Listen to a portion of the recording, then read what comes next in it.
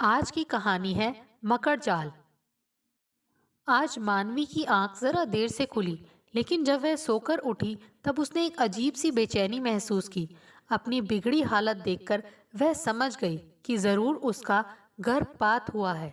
तब उसने अधीरता से रवि को आवाज लगाई, पर उसकी आवाज उसे सुनाई नहीं दी। जरूर रवि मेरे लिए चाय बना रहा होगा, यही सोचकर वह देर तक आंखें मूंदे बिस्तर पर पड़ी रही। लेकिन जब काफी देर के बाद भी रवि नहीं आया, तब मानवी का माथा ठनका। फिर वह किसी तरह अपनी बची शक्ति समेटकर बड़ी मुश्किल से उठी और धीरे धीरे चलती हुई किचन की तरफ बढ़ गई। पर यह क्या, रवि तो किचन में भी नहीं था। तब उसकी नज़र घर में फैले सामान पर पड़ी। सामने वाली अलमारी का ताला टूटा पड़ा था और उसमें रखा सारा कीमती सामान गायब था। ये सब देखकर मानवी की चीख निकल गई। तब वह धम से सामने पड़े सोफे पर बैठ गई और अनायास ही उसका दिल भर आया। एक तरफ वह बहुत कमजोरी महसूस कर रही थी, तो दूसरी तरफ मानसिक व आर्थिक रूप से भी अक्षम हो चुकी थी। उसे आज समझ आ रहा था कि उसने रवि के साथ लिव इन में रहकर कितनी बड़ी भूल की है। कुछ भी ऐसा मत करना मेरी बेटी, जिसके बाद में हमें पछताना पड़े। दिल्ली आते समय उसके बाबूजी उससे बोले थे, ओ बाबूजी, मैं वहाँ कुछ बनने जा रही हूँ, इसलिए कुछ भी ऐसा वैसे की कोई गुंजाइश नहीं है। इतना कहकर उसने आगे बढ़कर अपने बाबूजी के चरण स्पर्श कर लिए थे। फिर वह अपनी आंखों में ढेर सारे सपने लिए दिल्ली आ पहुंची थी। छोटे शहर की मानवी को दिल्ली स्वप्न नगरी से कम नहीं लगी थी। अपनी मंजिल की तरफ बढ़ते हुए कब रवि उसका हमसफर बन बैठा, इसका एहसास तो उसे बहुत देर में हुआ।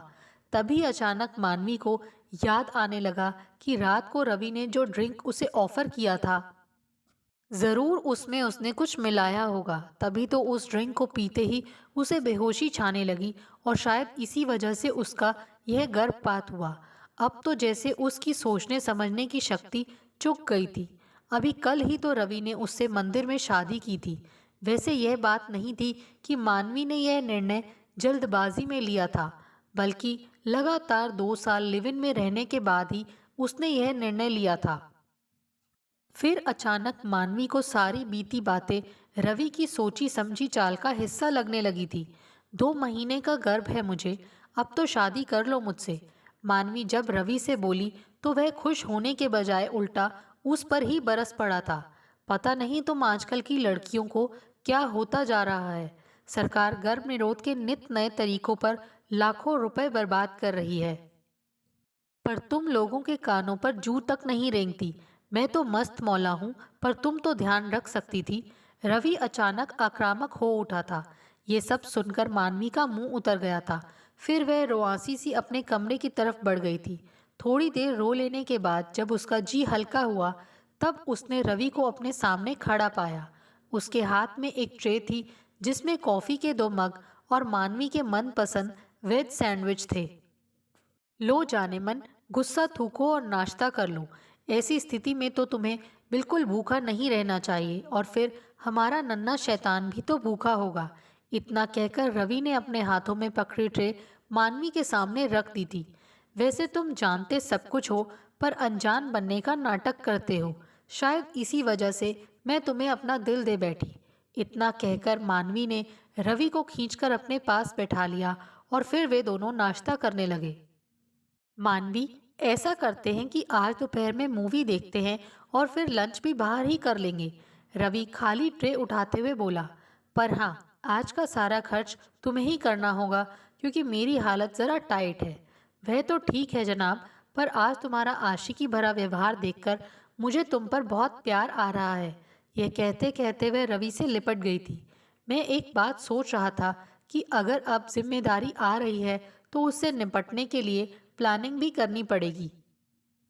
रवि मानवी को चूमते हुए बोला, अगर कुछ इंतजाम हो जाए तो मैं अपना कोई काम ही शुरू कर लूं।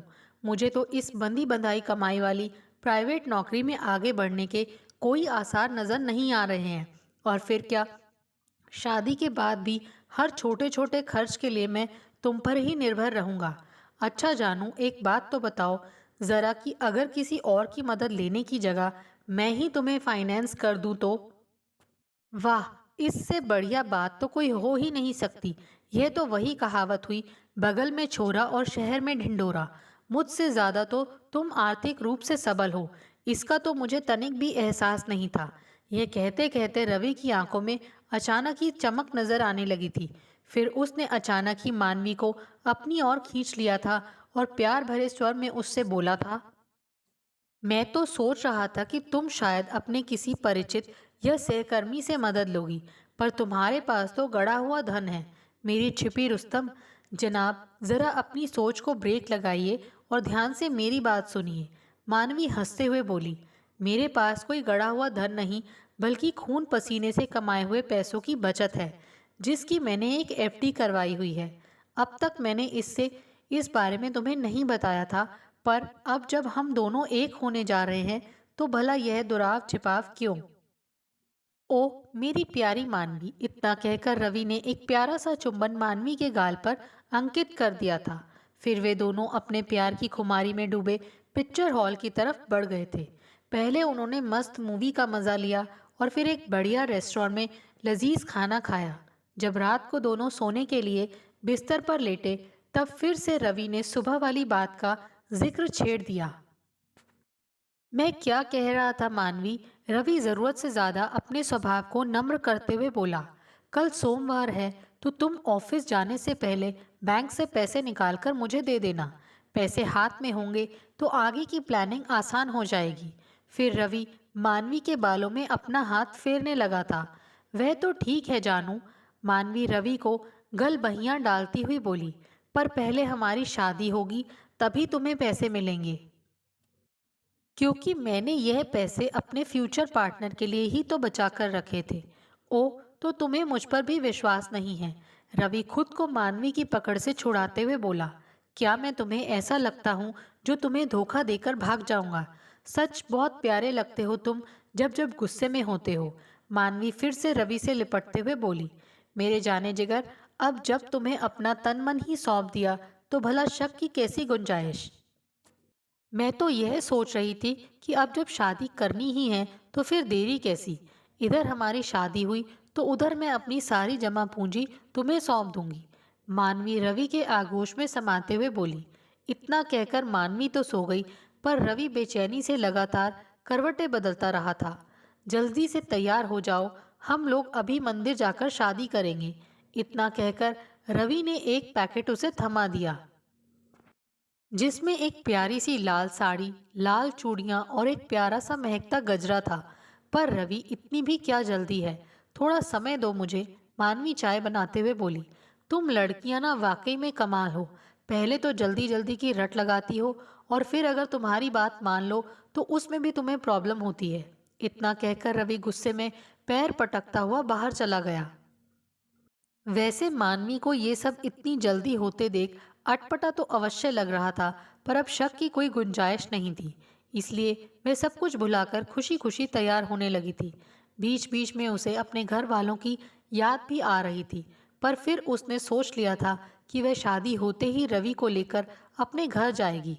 मानवी को दुल्हन के रूप में देखकर पहले तो वे लोग अवश्य उससे गुस्सा होंगे, पर फिर जल्दी ही मान भी जाएंगे, क्योंकि वह सभी की लाडली जो है। वाह, क्या गजब ढा रही हो तुम दुल्हन के रूप में। आज तो सब तुम पर फिदा हो जाएंगे। रवि की इस चुटकी पर मानवी शर्माकर उसके गले जा लगी थी। अरे सुनो, तुम्हारा बैंक भी तो मंदिर के रास्ते में ही पड़ता है ना। ऐसा करना, तुम अपनी चेकबुक भी रख लेना। रवि कुछ सोचते हुए बोला, तुम भी ना हर काम में जल्दी करते हो। मानवी अपना मांग टीका ठीक करते हुए बोली, वैसे मुझे कम से कम इतना तो बता दो कि तुम कौन सा काम शुरू करने वाले हो। मैडम, यह सरप्राइज है तुम्हारे लिए। बस यह समझ लो कि यह शादी का तोहफा होगा तुम्हारे लिए। इतना कहकर उसने मानवी का हाथ पकड़ा और फिर वे दोनों शादी करवाने वाली दुकान की तरफ बढ़ गए। वहाँ एक पंडित बैठा था। उसने जल्दबाजी में रीति रिवाज निपटाकर उनकी शादी करवा दी और एक प्रमाण पत्र पकड़ा दिया। फिर लौटते समय मानवी ने बैंक से पैसे निकालकर रवि को दे दिए। पैसे मिलते ही रवि के रंग ढंग बदल गए। इसका एहसास मानवी को हुआ तो जरूर, पर फिर उसने इसे वहम मानकर आगे बढ़ने में ही भलाई समझी। मानवी कपड़े चेंज करके अभी लेटी ही थी कि तभी रवि आ गया। यह क्या जाने मन, आज तो सेलिब्रेशन की रात है और तुम इतनी सुस्त सी लेटी हो। That's not fair my love. इतना कहकर उसने विदेशी शराब 2 गिलासों में उड़ेल दी। वैसे तो मानवी थकी होने के कारण सोना चाहती थी, पर वह रवि को परेशान भी तो नहीं कर सकती थी। फिर वह तुरंत उठी और रवि के पास जाकर बैठ गई। चीयर्स कहकर इधर दोनों के गिलास आपस में टकराए तो उधर एक अजीब सा उन्माद छा गया मानवी पर। फिर थोड़ी देर बाद उसकी आंखें भारी होने लगीं और वह सो गई। अब जब आंखें खुली तो रवि का सारा सच उसके सामने आ गया था। अभी वह इसी ऊहापोह में थी कि क्या करे, तभी उसके मोबाइल पर उसकी सहेली रम्या का फोन आ गया। क्या यार, 2 दिन से ऑफिस क्यों नहीं आई? रम्या हंसते हुए बोली, कुछ नहीं यार, तू अभी बिजी है तो मैं बाद में कॉल करती हूँ। राम्या ने चुटकी ली, ऐसा कुछ नहीं है यार। इतना कहकर मानवी रोने लगी। तू रो मत, मैं अभी आती हूँ। फिर चिंतातुर राम्या सारा काम बीच में ही छोड़कर मानवी के पास पहुंच गई। मानवी की इतनी बुरी हालत देखकर राम्या भी सकते में आ गई। फिर मानवी ने भारी मन से राम्या को सब कुछ बता दिया। मैं तो तुझे पहले ही समझाती थी कि मत पड़ इस लिव इन के चक्कर में, पर तब तो मैडम पर इश्क का भूत जो सवार था। लिव इन एक कच्चा रिश्ता होता है जो किसी को भी सुख नहीं देता। रम्या गुस्से में बोले जा रही थी, मैं तो आत्महत्या करके अपना जीवन ही समाप्त कर दूंगी। आखिर किस मुंह से मैं सामना करूंगी अपने घर वालों का? इतना कहकर मानवी फिर से रोने लगी। आत्महत्या के बारे में सोचना भी मत, यह कहकर राम्या मानवी को समझाने लगी। देख मानवी, अब तक तो तूने जो कुछ गलत किया सो किया, पर अब संभल जा। रही बात तेरे परिवार वालों की, तो यह बात समझ ले कि हमारी लाख गलतियों के बावजूद जो हमें स्वीकार करता है वह हमारा परिवार ही होता है। तू शायद यह नहीं जानती थी कि अपने दोस्त तो हम चुनते हैं, पर हमें हमारी फैमिली चुनती है। शुरू में तो तेरे परिवार वाले तेरे शुभ चिंतक होने के नाते तुझे अवश्य डांटेंगे, लेकिन फिर तुझे खुले मन से स्वीकार भी कर लेंगे। आत्महत्या तो रवि को करनी चाहिए। तूने तो उसे सच्चे दिल से चाहा था, पर दगाबाज तो वही निकला जो तुझे आर्थिक, मानसिक व शारीरिक स्तर पर धोखा देकर चंपत हो गया। वह शातिर तो तेरे पैसों पर ऐश कर रहा होगा और तू यहाँ रो रो कर बेहाल हो रही है। फिर राम्या ने उसके आंसू पोंछे और उसे अपनी कार में बैठाकर डॉक्टर के पास ले गई। डॉक्टर ने पहले मानवी का चेकअप किया और फिर थोड़े उपचार के बाद उसे कुछ दवाएं लिख दी, जिनसे मानवी को बहुत आराम मिला। इसी बीच राम्या ने मानवी द्वारा बताए गए नंबर पर उसके घर वालों से संपर्क किया और उन्हें सारी बात बता दी। फिर क्या था, शाम होते ही मानवी के घर वाले उसे लेने आ पहुंचे। मानवी की मनोदशा उसकी माँ ने तुरंत भांप ली और उसे अपने प्यार भरे आंचल में समेट लिया। पर मानवी की गलतियों पर उसके बाबूजी ने उसे बहुत डांटा। फिर इस बात का एहसास होते ही कि मानवी को अपनी गलतियों का एहसास है, उन्होंने उसे माफ भी कर दिया। मानवी अपने घर वालों के साथ अपने घर चली गई। राम्या उसकी कार को जाते हुए तब तक देखती रही जब तक कार उसकी आंखों से ओझल नहीं हो गई। एक तरफ जहां उसे अपनी सहेली से बिछुड़ना बहुत खल रहा था, वहीं दूसरी तरफ उसे इस बात की बेहद खुशी थी कि चाहे देर से ही सही, उसकी सहेली उसे उस मकड़ जाल से बाहर निकालने में सफल हो गई थी, जिसे उसने अपनी नासमझी से अपने इर्द गिर्द बुना था। दोस्तों, आपको हमारी ये कहानी कैसे लगी? प्लीज़ कमेंट्स करके बताइए। Thanks for watching this video.